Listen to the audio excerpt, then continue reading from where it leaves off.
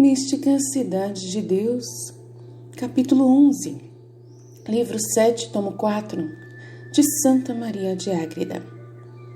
A prudência de Maria Santíssima na direção dos primitivos fiéis. Como procedeu durante a vida e a morte de Santo Estevão e outros fatos. Maria, mãe e mestra da Igreja, confiara o Senhor a Maria Santíssima o ministério de mãe e mestra da Santa Igreja.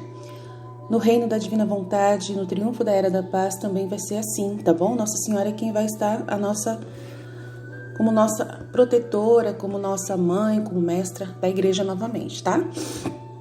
Por isso, faça os 31 dias com Maria no reino da Divina Vontade, que você já vai começar a entrar no reino através dela hoje, tá bom? Se você começar hoje. Era consequente dar-lhe ciência e luz proporcionadas a tão alto ofício. Devia conhecer todos os membros daquele corpo místico, de cujo governo espiritual iria cuidar e exercitar seu magistério conforme a condição, capacidade e necessidade de cada um.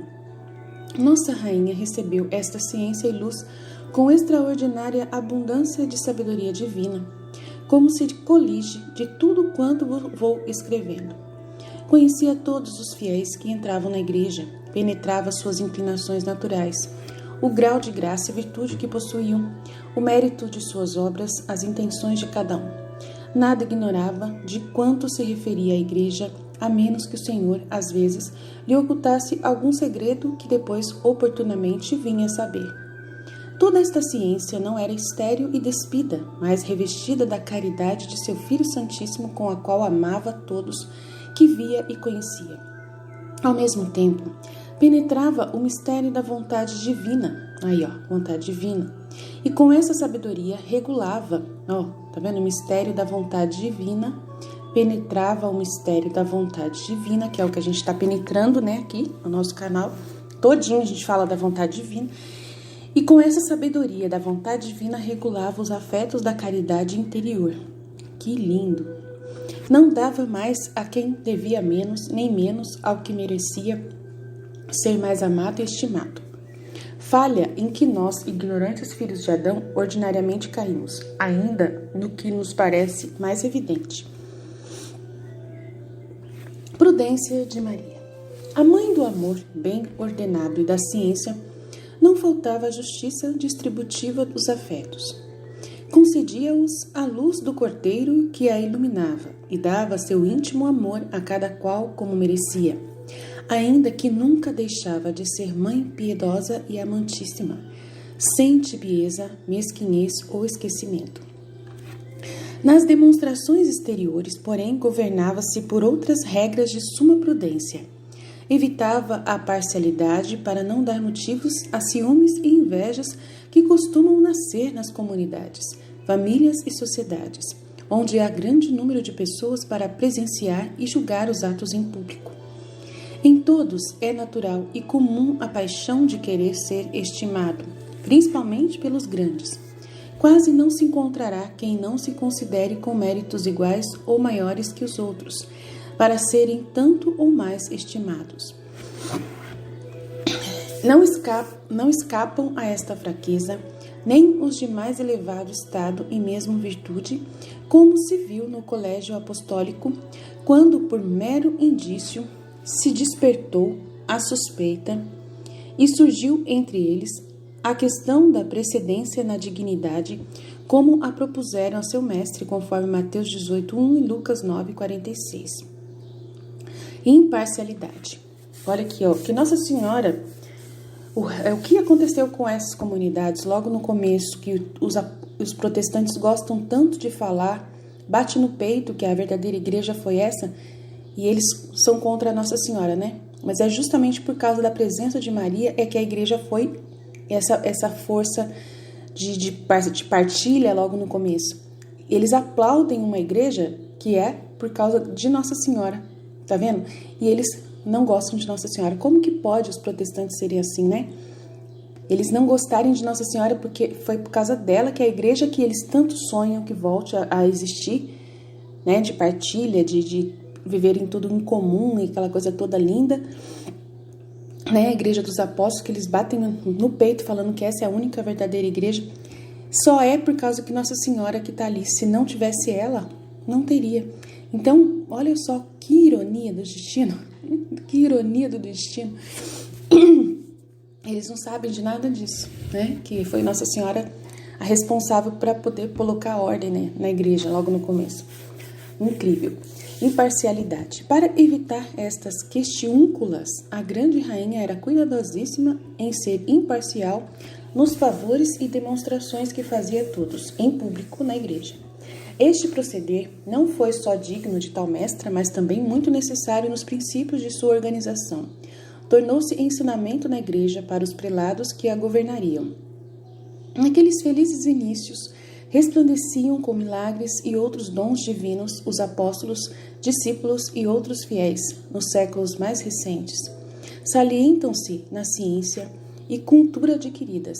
Convinha ensinar a todos que nem por aqueles grandes dons, nem por estes menores, deveria alguém se elevar, julgando-se merecedor de mais honra e favor de Deus e de sua Mãe Santíssima nas coisas exteriores. Baste ao justo ser amado pelo Senhor e estar em sua amizade. Se não tiver isto, pouco lhe aproveita a honra e estima externa. Justiça. Esta reserva, porém, não levava a grande rainha a faltar com a veneração e honra que por justiça era devida aos apóstolos e aos fiéis, segundo a dignidade e ministério de cada um. Nesta veneração, em coisas obrigatórias, era também modelo para todos, como era nas coisas livres, ensinando a reserva e moderação. Em tudo foi tão admirável e prudente nossa grande rainha que jamais houve quem se queixasse do seu tratamento, quer com razão, quer sem ela, ou chegasse a negar-lhe a estima e respeito. Todos a amavam e bendiziam cheios de gozo, reconhecendo-se devedores do seu favor e piedade maternal. Ninguém precisou recear de que ela faltasse a sua necessidade ou lhe negasse consolo. Ninguém suspeitou não ser por ela amado ou sê-lo menos que outros, nem encontrou motivo para fazer tais comparações. Tanta era a discrição e sabedoria desta rainha e tão exatamente equilibrada a balança do amor exterior pelo fiel da prudência. Além de tudo, não quis pessoalmente distribuir ofícios e dignidades entre os fiéis e nem intercedia para que fossem dados a alguém. Tudo remetia à decisão dos apóstolos, cujo acerto alcançava do Senhor em segredo. Equilíbrio entre as virtudes. Este modo de agir tão sabiamente era-lhe inspirado também por sua profundíssima humildade, que todos reconheciam, pois sabiam que era a mãe da sabedoria, que nada ignorava nem podia errar no que fizesse. Quis deixar este raro exemplo na Santa Igreja para que ninguém presumisse da própria ciência, prudência e virtude, ainda menos em matérias importantes.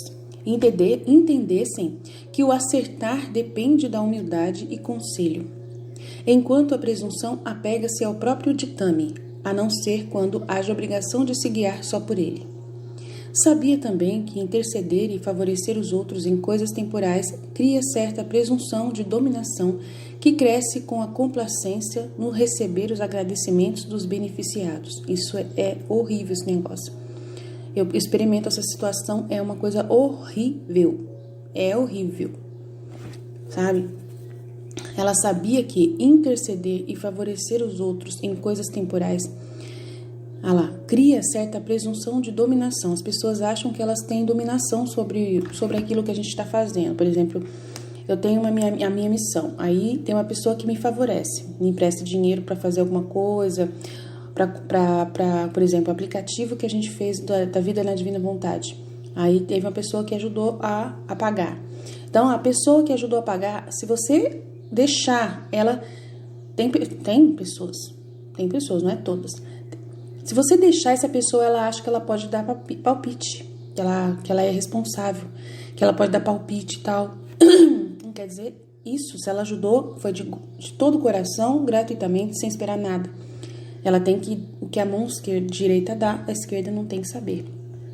Então, cria certa presunção de dominação. Então, uma pessoa empresta um dinheiro para mim comprar os livros da Valtorta, né? Aí eu vou e ela fica em cima de mim. ela é minha responsabilidade que eu faça do jeito que ela quer, tem que ser do jeito que ela quer, a leitura, tudo, entendeu? É complexo, vocês estão entendendo? É um exemplo que eu tô dando para vocês, existe isso, tá? Existe, tá? Que cria essa certa presunção de dominação que cresce com a complacência no receber os agradecimentos dos beneficiados. É como se a pessoa, eu vou ajudar a sua missão, mas eu preciso que você faça do meu jeito, do jeito que eu acho que é o certo você fazer a sua missão. Então tem isso também, tá? Todas estas imperfeições, na virtude, eram muito alheias à suprema santidade de nossa divina mestra. Não é diferente, né? Era totalmente nada a ver com Nossa Senhora. Ensinou-nos o modo de praticá-la sem prejudicar o mérito e sem impedir a maior perfeição. Não obstante, de tal modo exercia esta discrição que nem por isso recusava conselho aos apóstolos na orientação de seus ofícios e obrigações, pois muito frequentemente a consultavam. O mesmo fazia com os demais discípulos e fiéis da Igreja, pois em tudo agia com plenitude de sabedoria e caridade. Santo Estevão. Entre os santos que tiveram a felicidade de merecer especial amor da grande Rainha do Céu, um deles foi Santo Estevão, que fazia parte dos 72 discípulos. Desde que ele começou a seguir Cristo, nosso Senhor, Maria Santíssima lhe dedicou um dos primeiros lugares em sua estima. Teve conhecimento de que o Mestre escolhera este santo para lhe defender a honra e santo nome e por ele dar a vida. Além disto, o generoso discípulo era de caráter suave e aprazível. Com esta boa índole natural, a graça o tornou ainda mais amável ao próximo e dócil para a santidade. Esse temperamento era muito agradável à Mãe Dulcíssima, pois quando encontrava alguém manso e pacífico, costumava dizer que se assemelhava ao seu Filho Santíssimo. Por estas qualidades e heróicas virtudes de Santo Estevão, amava-o ternamente, abençoava-o e agradecia ao Senhor por tê-lo criado, chamado e escolhido para a primícia dos seus mártires. Seu Filho Santíssimo lhe havia revelado este segredo e a previsão do martírio do santo fazia-o intimamente muito amado pela grande Senhora. O primeiro mártir cristão. O ditoso Santo Estevão correspondia com delicada e fiel atenção e veneração às graças que recebia de Cristo nosso Senhor e de sua bem-aventurada Mãe, porque não era só pacífico, mas era humilde de coração. Os que verdadeiramente o são mostram-se muito gratos pelos benefícios, ainda que não sejam tão grandes como os que o santo discípulo Estevão recebia. Concebeu sempre altíssimo conceito da Mãe de Misericórdia e este apreço e fervorosa devoção atraía-lhe as graças da Senhora. Fazia-lhe muitas perguntas sobre os mistérios sagrados, porque era muito sábio e cheio do Espírito Santo e de fé, como disse São Lucas, em Atos 6:8. A grande mestra lhe respondia tudo, confortando-o e animando-o a que corajosamente zelasse pela honra de Cristo. Para mais confirmá-lo em sua grande fé, Maria Santíssima anunciou-lhe o martírio, dizendo-lhe: Vós, Estevão, sereis o primogênito dos mártires que meu Filho Santíssimo e Senhor gerou com o exemplo de sua morte. Seguireis seus passos como esforçado discípulo a seu mestre, corajoso soldado a seu capitão, e na milícia do martírio sereis o porta-estandarte da cruz. Para isto convém que vos armeis de fortaleza com o escudo da fé e crede que a força do Altíssimo vos assistirá no combate. Os judeus perseguem Estevão. Este aviso da Rainha dos Anjos inflamou o coração de Santo Estevão no desejo do martírio, como se colige do que dele refere o livro dos Atos dos Apóstolos.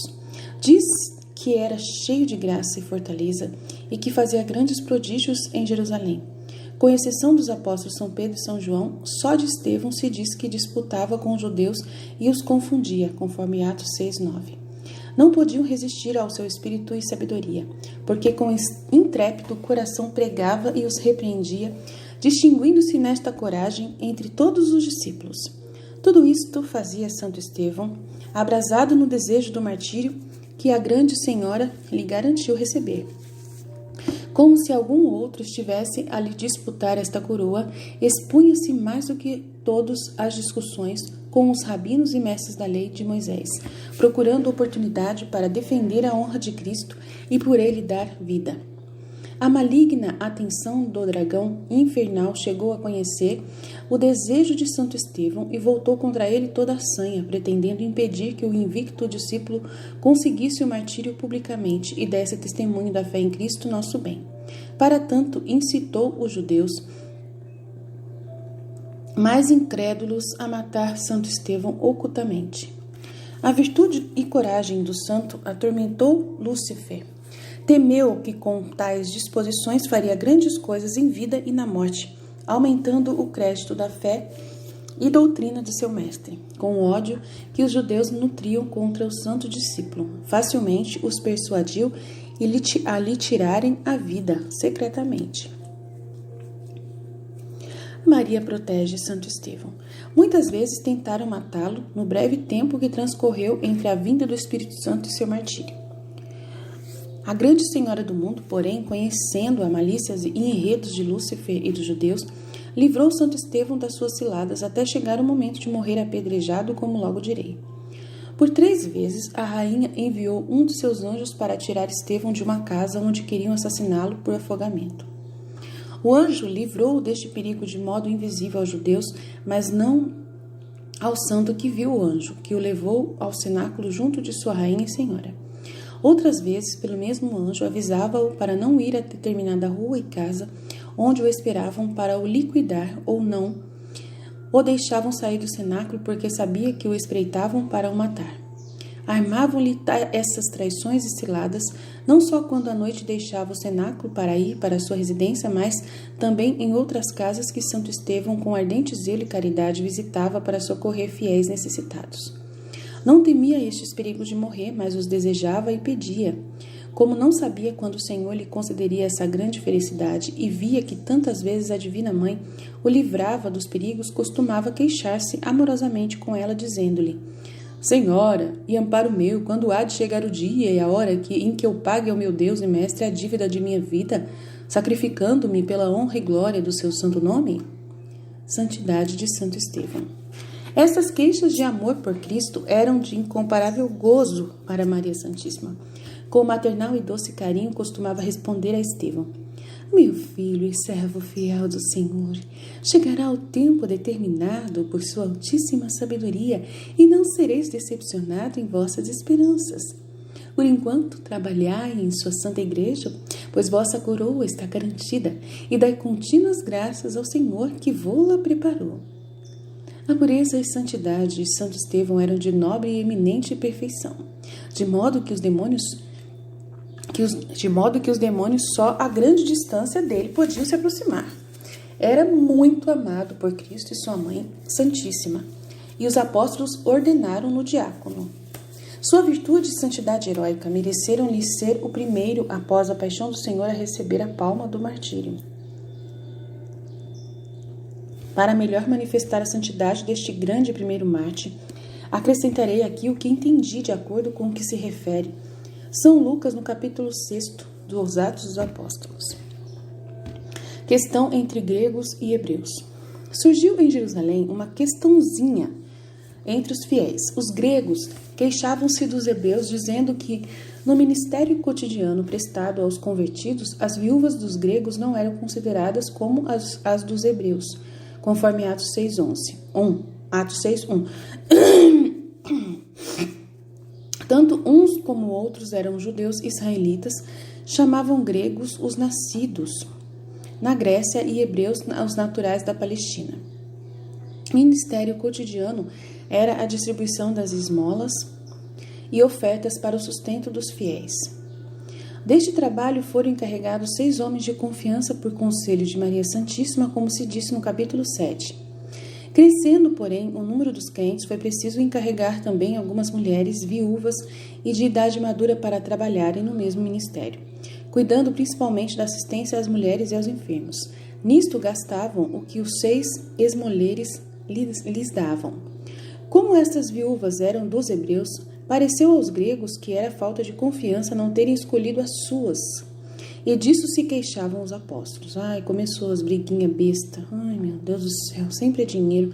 Sempre é culpa do dinheiro, meu Deus do céu, me ajuda.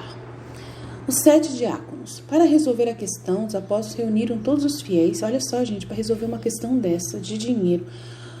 Ai, meu Deus do céu. Para resolver a questão, os apóstolos reuniram todos os fiéis e disseram: não é justo que nós, os apóstolos, deixemos a pregação da palavra de Deus para acudir ao sustento de irmãos na fé. Escolhei entre vós 7 homens sábios e cheios do Espírito Santo e os encarregaremos deste cuidado, enquanto nós nos ocuparemos da oração e pregação. A eles recorrereis as dúvidas e questões que surgirem a respeito da alimentação dos fiéis, conforme Atos 6, 2 seguintes. Todos aprovavam este parecer e, sem diferença de nacionalidades, escolheram 7 que São Lucas refere. O primeiro foi o Santo Estevão, cuja fé e sabedoria era conhecida por todos. Estes 7 ficaram supervisores dos 6 primeiros e das viúvas empregadas no mesmo ministério, sem excluir as gregas, porque não olhavam nacionalidade, mas a virtude de cada uma. Quem mais concorreu para dissipar a discórdia foi Santo Estevão. Com sua admirável sabedoria e santidade, acabou com a queixa dos gregos e convenceu aos hebreus para entrarem em acordo como filhos de Cristo, nosso Senhor e Salvador e Mestre, procedendo com sinceridade e caridade, sem acepção de pessoas. Assim o fizeram, pelo menos durante os meses que Estevão viveu. Prisão de Estevão. Esta nova tarefa não impediu Santo Estevão de continuar a pregação e disputas com os judeus incrédulos.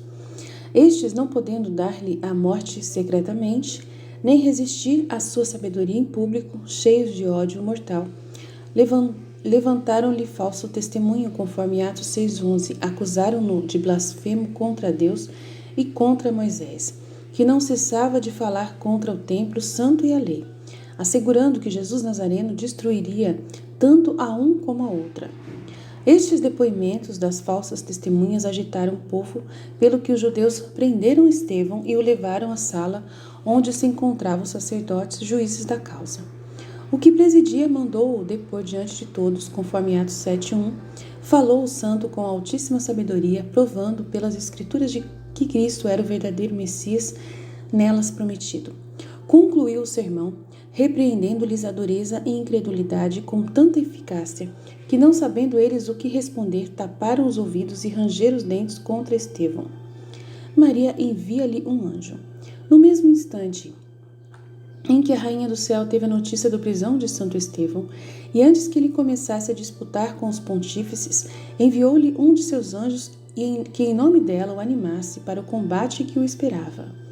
Pelo mesmo anjo, Santo Estevão lhe respondeu que ia cheio de alegria confessar a fé em seu mestre e com coragem dar a vida pela mesma fé, como sempre havia desejado. Pedia-lhe, como rainha e mãe clementíssima, o ajudasse e que só sentia não ter podido pedir-lhe a bênção para morrer, mas que a mandasse de seu retiro. Este último pedido encheu de compaixão o maternal coração de Maria Santíssima.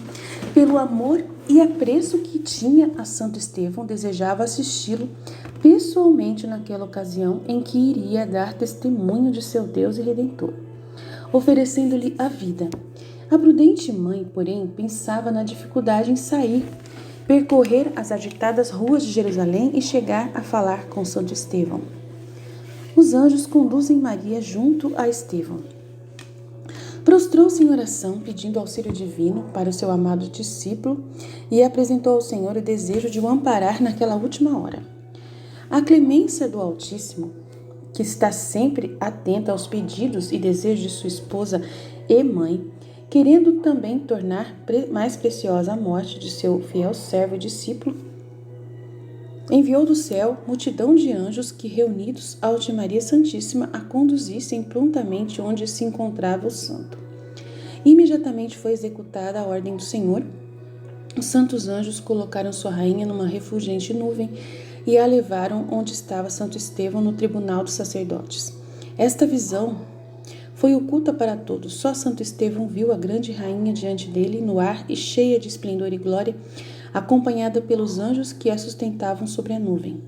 Esta incomparável graça aumentou-lhe a chama do amor divino e o ardente zelo pela honra de Deus, Além da alegria que recebeu com a visita de Maria Santíssima, os resplendores da grande rainha refletiam-se no rosto do santo, nele derramando admirável luz e beleza. Nossa, que cena, Jesus, eu quero um dia ver essa cena. O Senhor vai deixar eu ver essa cena, Jesus.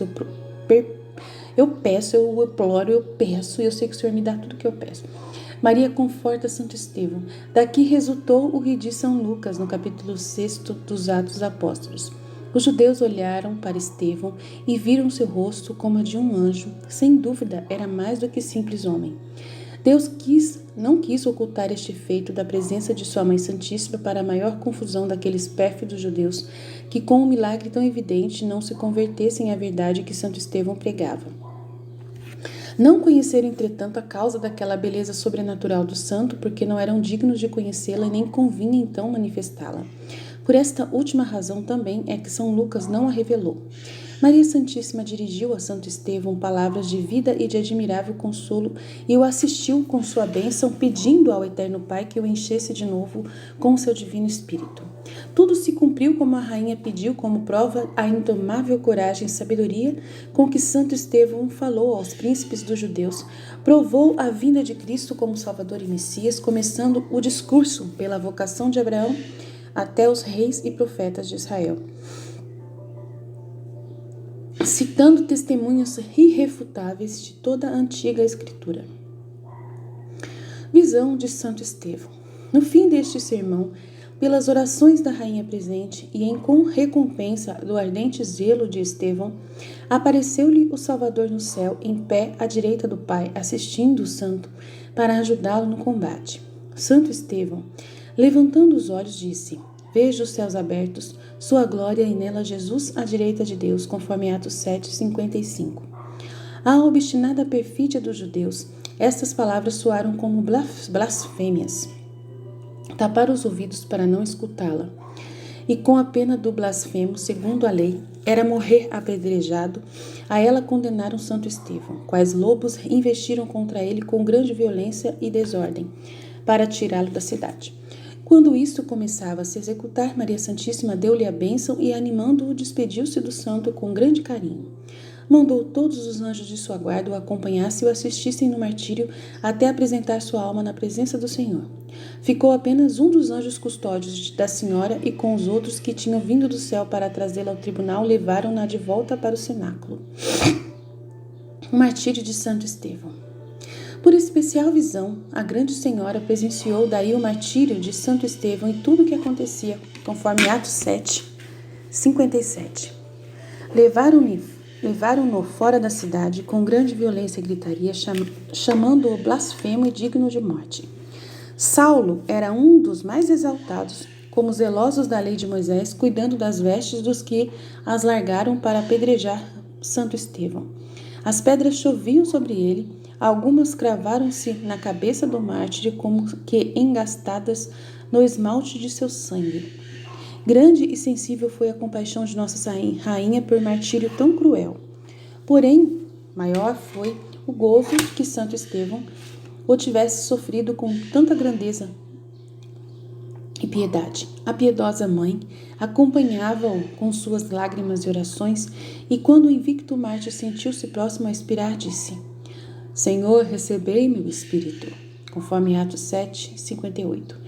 Em seguida, de joelhos e em alta voz, exclamou: Senhor, não imputeis a estes homens este pecado, conforme Atos 7:59. Maria Santíssima o acompanhou nestas súplicas com grande alegria, vendo o fiel discípulo imitar tão perfeitamente o seu mestre, orando pelos inimigos e malfeitores e entregando o espírito nas mãos de seu Criador e Redentor. A alma de Santo Estevão coroada no céu. Expirou Santo Estevão esmagado pelas pedradas dos judeus, que ficaram ainda mais endurecidos em sua perfídia.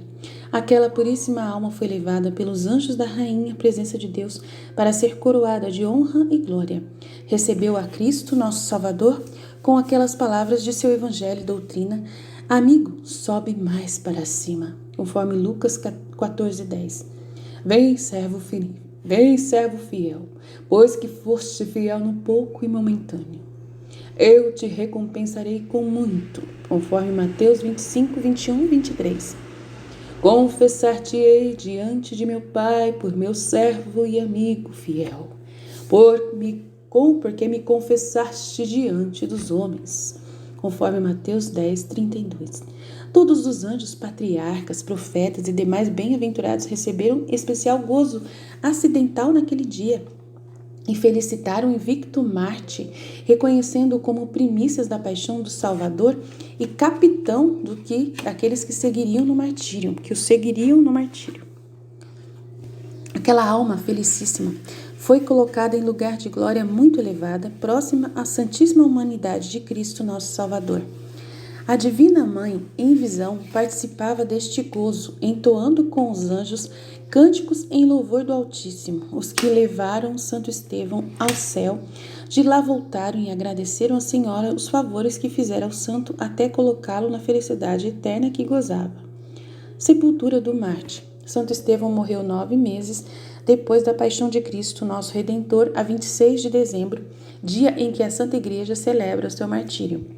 Naquele mesmo dia, completava 34 anos de idade, sendo também o ano 34 do nascimento do Salvador. Ao morrer, tinha, portanto, a mais que o Salvador, só os 9 meses decorridos desde a morte de Cristo até a sua.